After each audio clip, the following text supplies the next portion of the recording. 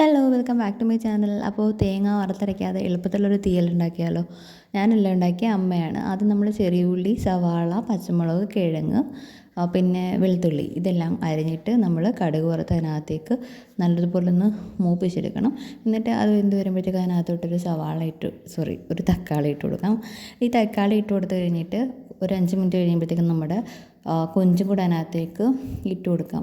കൊഞ്ചിട്ട് ഒന്ന് ഇളക്കി കുറച്ച് നേരം ഒന്ന് അടച്ചു വെച്ചതിന് ശേഷം വെള്ളം ഒന്ന് പറ്റുമ്പോഴത്തേക്കും അതിനകത്തേക്ക് മഞ്ഞൾപ്പൊടി, മുളക് പൊടി, മല്ലിപ്പൊടി, കുരുമുളക് പൊടി, ഗരം മസാല ഇതെല്ലാം ഇട്ട് കൊടുത്തിട്ട് നല്ലതുപോലെ ഒന്ന് ഇളക്കി അതിൻ്റെ പച്ചമണമൊക്കെ മാറുമ്പോഴത്തേക്കും നമുക്ക് വെള്ളം ഒഴിച്ചു കൊടുക്കാം. ഞാനൊരു ശകലം തേങ്ങ എടുത്ത് അതും കൂടെ പിഴിഞ്ഞ് ഒഴിച്ചിട്ടുണ്ടായിരുന്നു, എരി കൂടുതലാണെന്ന് തോന്നിയുകൊണ്ട്.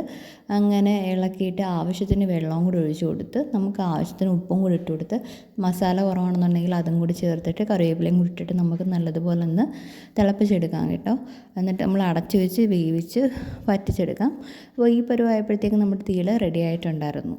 അപ്പോൾ താങ്ക്സ് ഫോർ വാച്ചിങ്.